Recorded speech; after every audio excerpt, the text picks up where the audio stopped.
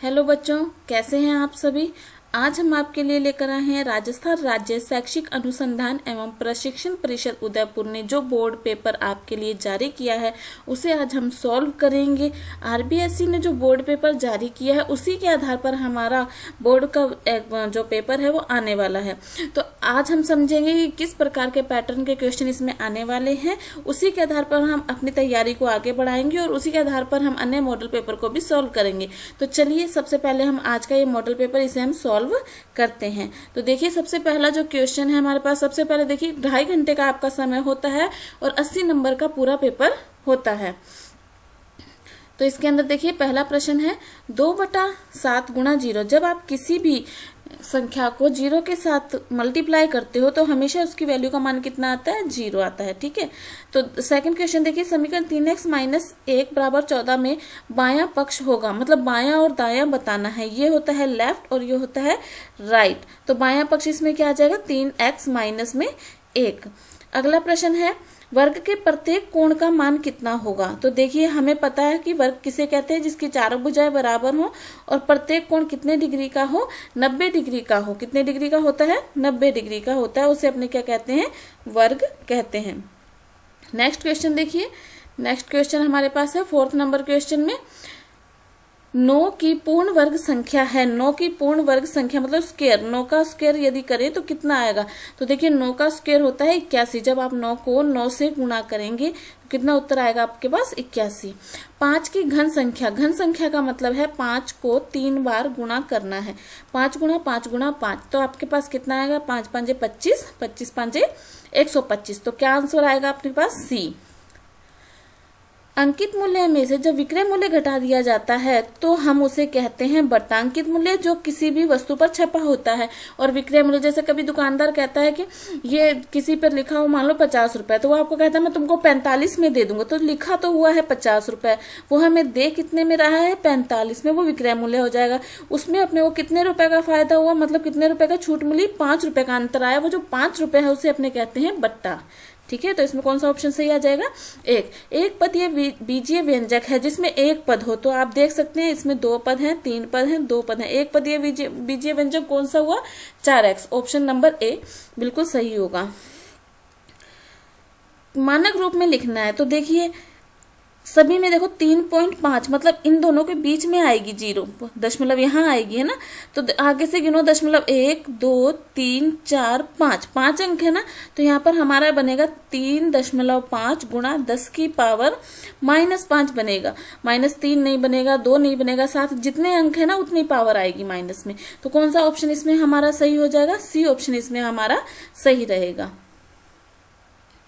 Next question देखिए 9 number question, -19/29 और फिर इसी को उल्टा किया हुआ है 19/-19 बराबर में कितना है, 1 के लिए गुणधर्म का नाम लिखिए। तो इसके अंदर रहेगा व्युत्क्रम। कौन सा गुणधर्म है, व्युत्क्रम का गुणधर्म है। इसके अंदर उल्टा हो रहा है ना, -19 बटे, जब अपने 1/2 का व्युत्क्रम करते हैं तो क्या बनता है, 2/1, इस तरह से। ठीक है, नेक्स्ट देखिए ये हमारा 2 नंबर का क्वेश्चन है। नेक्स्ट क्वेश्चन है हमारे पास क्वेश्चन नंबर 10, समीकरण को हल कीजिए। अब अपने हल करेंगे तो देखिए मैं यहाँ सामने हल कर रही हूँ, आप भी मेरे साथ साथ इसे कीजिए। सबसे पहले जो x वाले जो चर हैं उनको एक साइड करेंगे। तो यहाँ पे 5x, ये जो प्लस का 3x है वो इधर आके क्या हो जाएगा, माइनस का 3x, बराबर में क्या है 5, प्लस का 9 उधर आ जाके क्या हो जाएगा, माइनस का 9।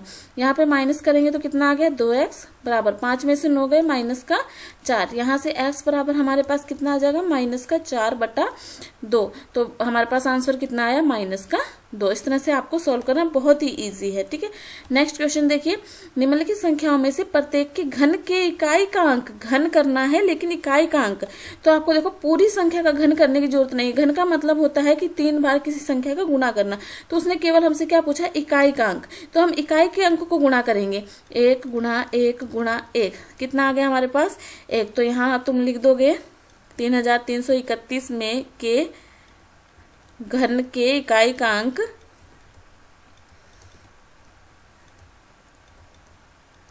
इकाई का अंक कितना है, 1 है। कितना है? 1 है। इस तरह से या तो इसी प्रकार से दूसरा, तो आपको 7 का करना है। 7 गुणा 7। तो देखो 7 को 7 से गुणा करो कितना आएगा? 49।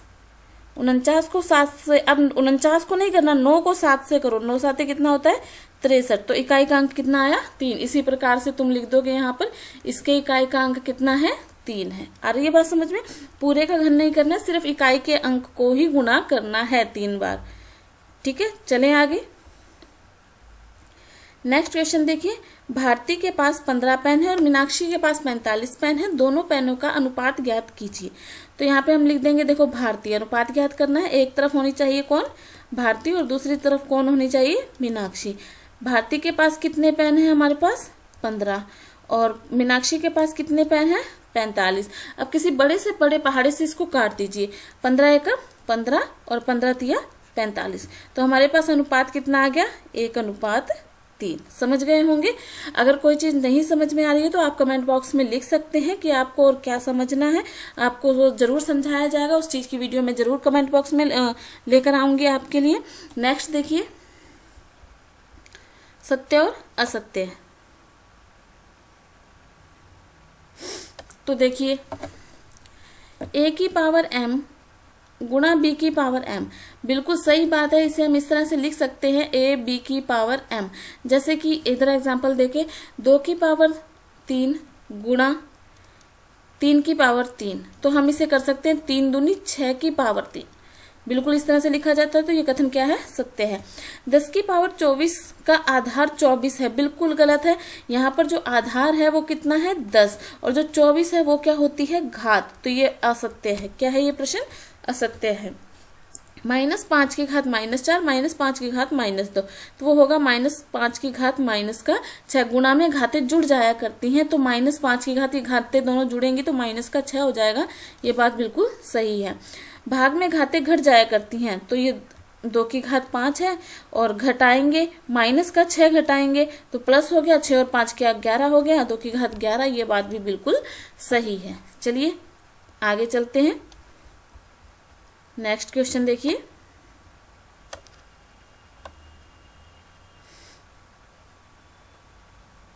रिक्त स्थान की पूर्ति कीजिए। आयत का प्रत्येक कोण कितने डिग्री का होता है? 90 डिग्री का, यानी क्या होगा? समकोण होगा। उत्तल बहुभुज के विकर्णों का कोई भी भाग बहिर्भाग नहीं होता है। इस प्रकार की कोई आकृति होती है उसे उत्तल कहते हैं, जिसमें यदि अपने विकर्ण खींचे तो वो कभी भी बाहर नहीं जाता है। पंचभुज के सभी कोणों का योगफल, देखो चतुर्भुज के सभी कोणों का योग 360 होता है, तो पंचभुज के सभी कोणों का योग कितना होगा? 540। इसके पास हमारा सूत्र भी होता है n-2 गुणा 180। n की जगह पे 5, 5 में से 2 गए 3, 18 को 3 से गुणा करिए। इस सूत्र से आप किसी भी पंचभुज, षटभुज, सप्तभुज के सभी कोणों का योग निकाल सकते हैं। समांतर चतुर्भुज के एक विकर्ण एक दूसरे को लंबवत नहीं काटते हैं, समद्वि भाजित करते हैं। कोई भी समांतर चतुर्भुज है, जब उसके विकर्ण एक दूसरे को काटते हैं तो बराबर 2 भागों में विभाजित करते हैं। आ रही है बात समझ में? चलिए नेक्स्ट क्वेश्चन देखिए, मिलान कीजिए। तो देखो 7 चौके 28 माइनस का, तो आप देख लो किसके साथ मिलान होगा? इसका इसके साथ होगा, आराम से मिला सकते हैं। 8 दूनी 16, तो देख लिए कहाँ मिलाएंगे? इसके साथ। और देखिए 3 को गुणा करेंगे, 4 तिये 12, देख लो कहाँ आ रहा है? इसके साथ। 20 पी स्क्वायर, तो देखो ये बचा b स्क्वायर, यहाँ 5 चौके 20 हो गया, 20 पी स्क्वायर। ईजी है, बिल्कुल ईजी क्वेश्चन है। इस तरह के क्वेश्चन आपको आने चाहिए, बिल्कुल हार्ड पेपर नहीं है। तो देखिए अच्छी तरह से फेंटी गई 52 ताश है, 52 पत्तों की एक गड्डी है, तो उससे अपने निकालें तो अपने को क्या निकालना है? तो याद रखना है कुल पत्ते कितने होते हैं? 52 होते हैं। उसी से अपने प्रायिकता ज्ञात करेंगे। तो जिसके अंदर पहला वो पूछ रहा है, एक बादशाह प्राप्त करने की प्रायिकता क्या होगी? एक बादशाह, तो देखो पूरे टोटल कितने हमारे पास सूत्र होता है? कुल स्थितियां बटे अनुकूल स्थितियां, सॉरी अनुकूल स्थितियां बटे कुल स्थितियां। प्रायिकता का सूत्र क्या होता है? अनुकूल स्थितियां बटे कुल स्थितियां।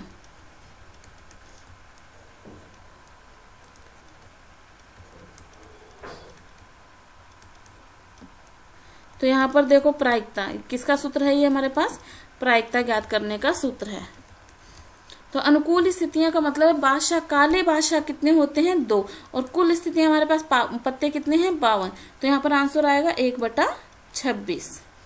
काला बादशाह क्या प्राप्त करने की प्रायिकता, काला बादशाह प्राप्त करने की प्रायिकता क्या हो गई 1/26। लाल रंग का पत्ता, तो हमें पता है कि 26 काले होते हैं और 26 ही लाल होते हैं, तो लाल रंग कितने हो गए 26 और टोटल कितने हैं 52, तो 26/52 यानी कि 1/26।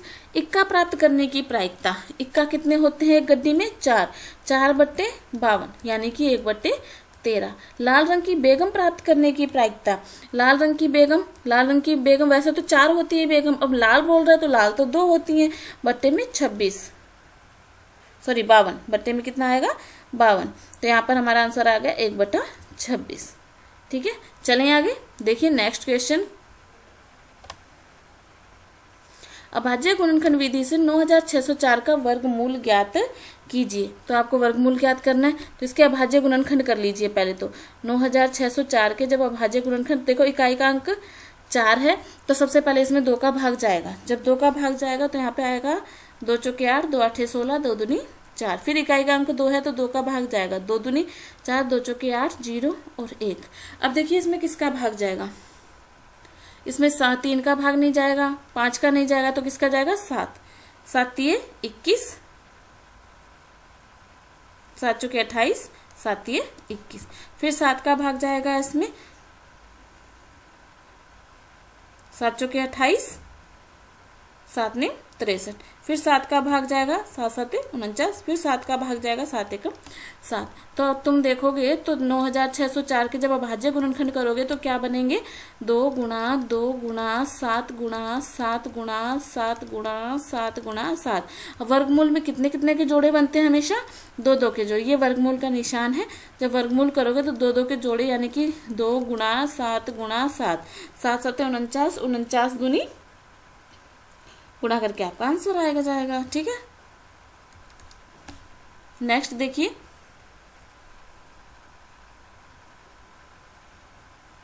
किसी समांतर चतुर्भुज के 2 आसन कोणों का अनुपात 3:2 है। समांतर चतुर्भुज के सभी कोणों की माप ज्ञात कीजिए। तो अगर आपने पढ़ा हो कि समांतर चतुर्भुज के गुण क्या होते हैं, तो आपको पता होगा कि आसन कोण क्या होते हैं। ठीक है, एक सबसे पहले हम समांतर चतुर्भुज यहाँ देखिए बनाते हैं साइड में। इस प्रकार का समांतर चतुर्भुज होता है जिसकी आमने सामने की भुजाएं बराबर होती हैं। ठीक है, वो कह रहा है आसन कोण, आसन कोण जो एक ही लाइन पे बन रहे हो। तो जैसे उसने कहा 3:2, तो ये ABCD है, इसको एक नाम दे देते हैं ABCD। तो 3:2 है, तो इसको हमने मान लिया 3x और इसको मान लिया हमने 2x। आसन कोणों का योग होता है 180 डिग्री। तो यहाँ पे हो गया देखो 3x प्लस 2x बराबर 180 डिग्री। तो यहाँ से आ गया देखो 5x बराबर कितना 180 डिग्री। यहाँ से x की वैल्यू हमारे पास कितनी आ जाएगी 180/5, 5 दिए 15, 5 के 30 यानी 36 डिग्री। लेकिन हमें तो कोण A और कोण B निकालने हैं ना, प्रत्येक कोण निकालना है ना। तो कोण A कितना आएगा 3x बराबर कितना 3 गुणा 36 यानी कि कितना 108।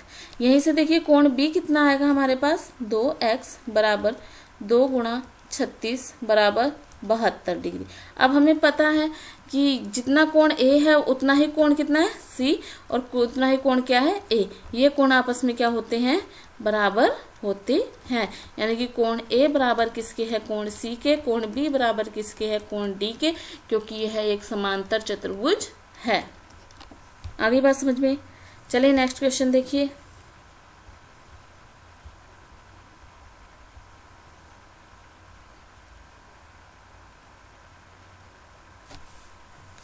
₹12,000 का 2 वर्ष के लिए 10% वार्षिक दर से साधारण ब्याज और चक्रवृद्धि ब्याज का अंतर ज्ञात कीजिए। तो हमें साधारण ब्याज निकालना है और चक्रवृद्धि ब्याज निकालना है। तो देखो साधारण ब्याज का सूत्र सभी को पता है कि क्या होता है, मूलधन गुणा दर गुणा समय बटा 100। मूलधन गुणा दर गुणा समय बटा 100, PRT = साधारण ब्याज।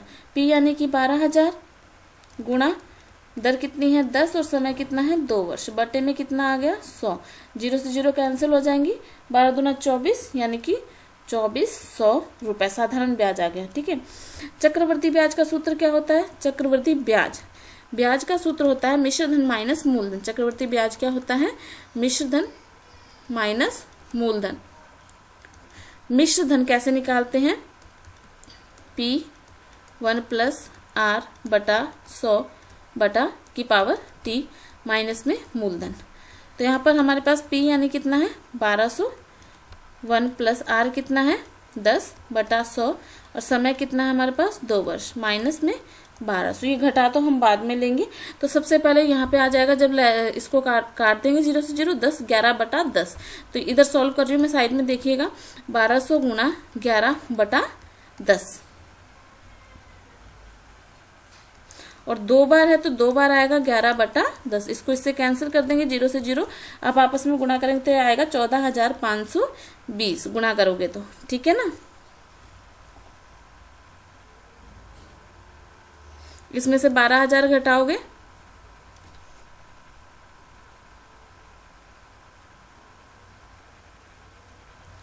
यहाँ पे आ जाएगा हमारे पास 2,520। अब उसने अंतर पूछा है हमसे, क्या पूछा है? अंतर पूछा है। तो 2,520 में से 2,400 घटाएंगे तो कितना आ जाएगा? 120 रुपये। कितना आ जाएगा? 120 रुपये। 12,000 है, सॉरी, कितना है यहाँ पे हमारे पास? 12,000। मैंने 1200 लिख दिया ना, 12,000। ठीक है, 1 0 हमारे पास यहाँ बचेगी। ठीक है ना, चलिए नेक्स्ट क्वेश्चन देखिए।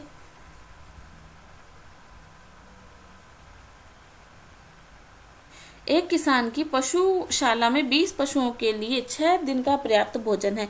ये प्रतिलोम अनुपात का क्वेश्चन है। तो इसे हम पहले टेबल बनाएंगे। देखो, एक तरफ तो हम लिख लेंगे पशु, ठीक है, और फिर लिख लेंगे दिन, जो भोजन के दिन है। ठीक है, पशु कितने हैं हमारे पास? 20 पशु हैं तो भोजन कितने दिन चलेगा? 10 दिन। और 10 और आ जाए तो 30 पशु हो जाएंगे तो भोजन कितने दिन चलेगा, ये हमें निकालना है। तो सबसे पहले तो लिखेंगे यह एक प्रतिलोम समानुपात की स्थिति है। यह एक प्रतिलोम समानुपात की स्थिति है।